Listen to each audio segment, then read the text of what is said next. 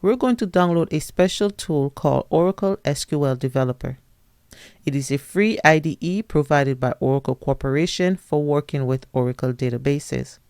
It's designed to simplify database development and management tasks for developers, database administrators, and data analysis. We're going to use SQL Developer to learn how to query a database and also to learn SQL commands. To download Oracle SQL Developer, we're going to go over to Google, and in the search bar, we're going to type in SQL Developer. And the first link that shows up, SQL Developer Download, we're going to click on that link, and it's going to take us to the Oracle page. It's going to ask you to accept the cookie, so I'm going to click on Accept All. You're going to choose your operating system to download. So I'm on Windows, so I'm going to choose the Windows 64-bit. I'm going to click on Download. Once download complete, we are going to open the file location. We're going to right click to extract the file, and we're going to click on Extract All. We're going to leave the file that we're about to extract in the download folder. And then I'm going to click on Extract. Now that the file is extracted, we're going to double click on the SQL folder. And you see here we have SQL Developer. We're going to double click on SQL Developer. We're going to click on No. And it's going to open up SQL Developer for us. So this is what the database is going to look like when we open it at first. Now that we have the application, we need to connect to a server in order for us to get access to the database. Let's go back into Google and download Oracle 11G.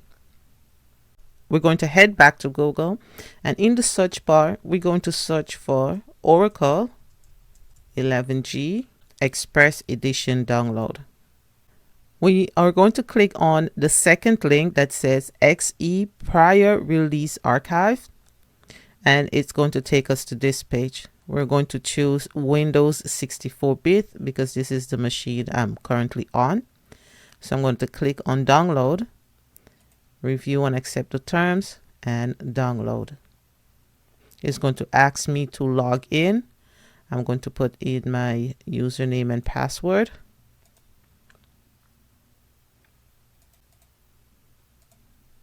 And I'm going to sign in.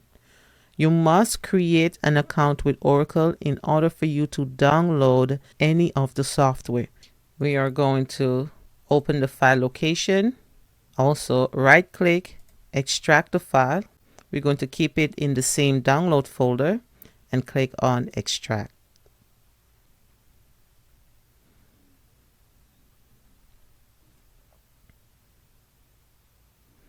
Let us double click on disk 1. We're going to click on Setup. For the installation, we're going to follow the guide and click on Next. We're going to accept the terms, click on Next. It's going to ask to choose a destination location. We're going to leave it in the C drive, and we're going to click on Next. It's going to ask us to enter a password. So I'm going to create a password. It's going to ask us to confirm a password. I'm going to also enter a password. Now for this setup, you must remember the password. You need the password in order for you to get access to the Oracle database. So I'm going to enter my password and click on Next and install.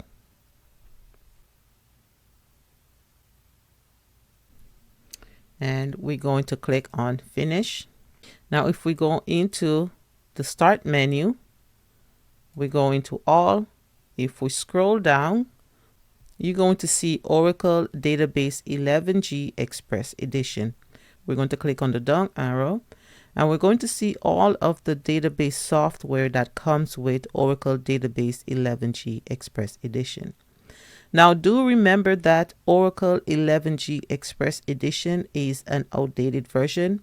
Once you get familiar with 11G Express Edition, you can go ahead and update your database to the most recent edition. So for now, we're going to work with 11G.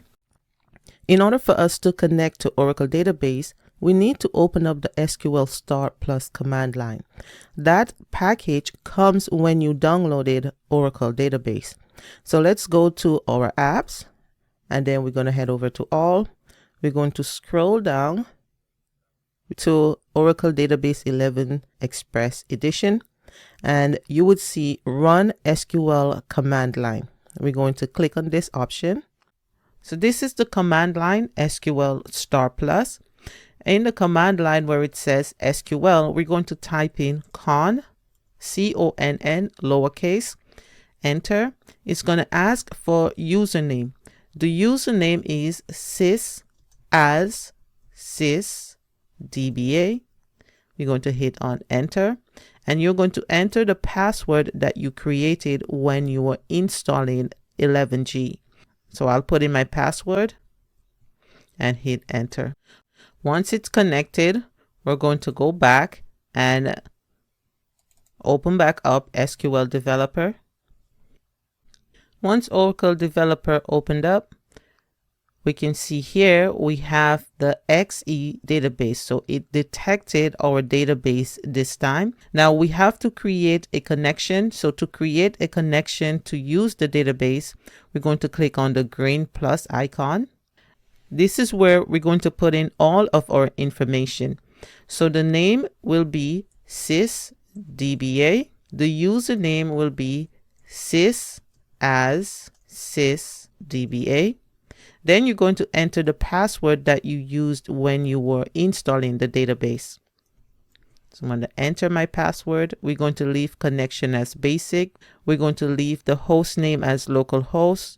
The port will be 1521 and the SID will be XE.